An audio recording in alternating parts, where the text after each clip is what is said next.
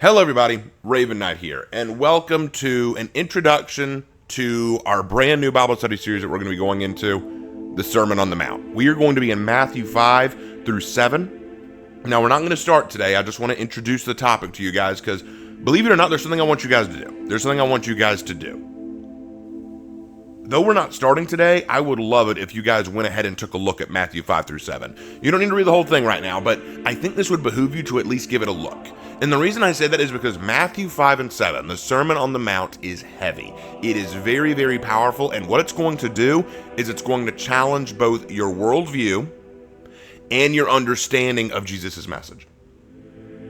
There are a lot of people out there who do not understand Jesus or his ministry, and that's because they don't understand the Sermon on the Mount. The Sermon on the Mount is one of the most powerful pieces of orthodoxy Christianity has, because it lays out God's rules, God's expectations, where God's mercy goes and comes from.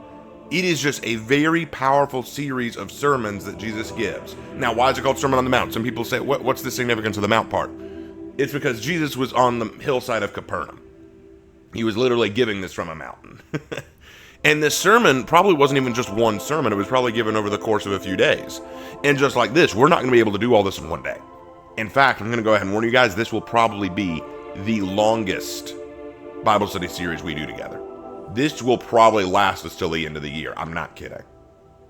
Because we're going to spend a lot of time breaking down a lot of this. We're going to start with the Beatitudes, because that's what the Sermon on the Mount begins with. It begins with the Beatitudes, which are a series of Jesus listing off the blessings of God. And some of those are going to blow your mind because they don't make sense. They sound contradictory. Blessed are the poor of spirit. Blessed are those who mourn. Blessed are the meek. You hear these and you're like, how are these people blessed? How do these people get blessed? Jesus explains why. So you're going to hear some things that sound contradictory. You're going to hear some things that don't make a lot of sense. But I want you to be prepared for them. Then after that, Jesus is going to teach us about some aspects of legalism. He's going to teach us about the reality of what it looks like to follow God. He's also going to tie it back to the Old Testament. He's going to tie it back to Old Testament expectation. He's going to teach us about things that we didn't know. The things that we didn't know about the way God views certain sins and ideals. Like, for example, he's going to talk about murder. He's going to tell you, hey, you've heard it said, don't murder. I tell you that if you've even looked at your brother with hate, if you've ever said that I want to hurt my brother but not done it, that is tantamount to murder in God's eyes. Jesus is going to open your eyes with this series. Jesus is going to make you realize a lot more about yourself and about God's kingdom through this series. And that's not meant to scare you, it's meant to wake you up, because that's what the Sermon on the Mount was. It was a wake-up call to Israel.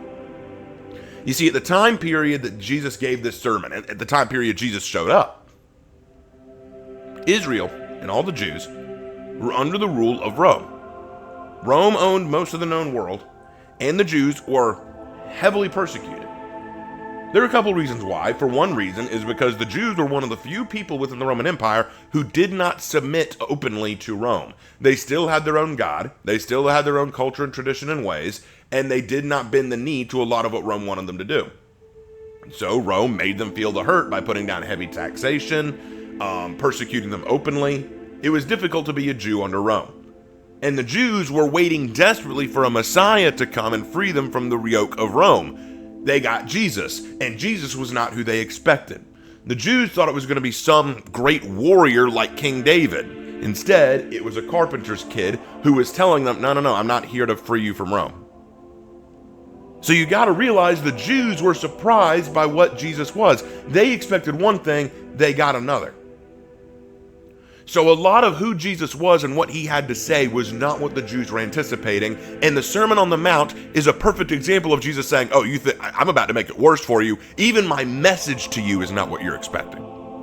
And why is it not what they're expecting? Because Jesus in the Sermon on the Mount is calling out legalism a lot. He's calling out the legalistic fallacies and issues of the Jewish people. Because at this point in time, the Jews were highly legalistic. They looked to the letter of the law because that's what they had to cling on to. And it's understandable why. It's very understandable. When you have an oppressive group like the Romans bearing down on you, and you need to hold on to what makes you uniquely you, it's time to go back to brass tacks. Go back to the law of Moses. Go back to the original laws, We'll live based on the laws that made us who we are. And that's why the Pharisees and the Sadducees all had so much power. The law keepers of the Jews were the ones who had the power. And they used that. They 100% use that. But Jesus is here to explain in the Sermon on the Mount, you've heard it said this in the law, but I tell you this. Now, keep in mind another thing. He's not here to say the law is wrong or to say the law is bad.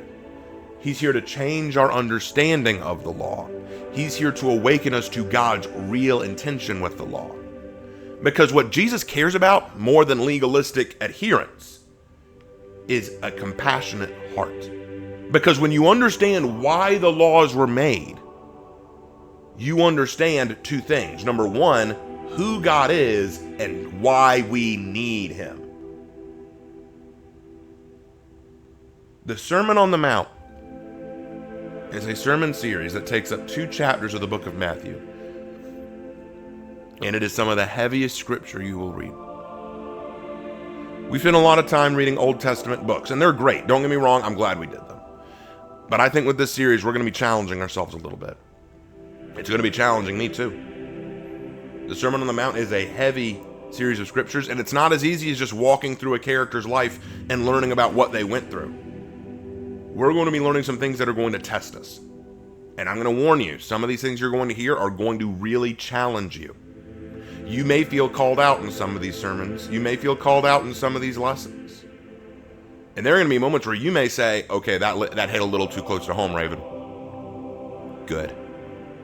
Good, because you're the very person Jesus was trying to reach. And I'm willing to bet money he's going to touch me with some of these. I hope he does. I really do. I'm very excited to get into this one, guys. This is going to be a lot of fun. Like I said, I'm not starting today. I always try to take a week off before I do my next Bible study series after finishing one.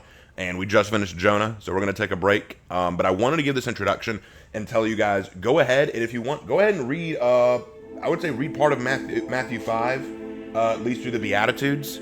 Read that first, because we're going to be starting with those. And guys, we're not even going to do all the Beatitudes in one video. I'm probably going to go through each Beatitude in a different video.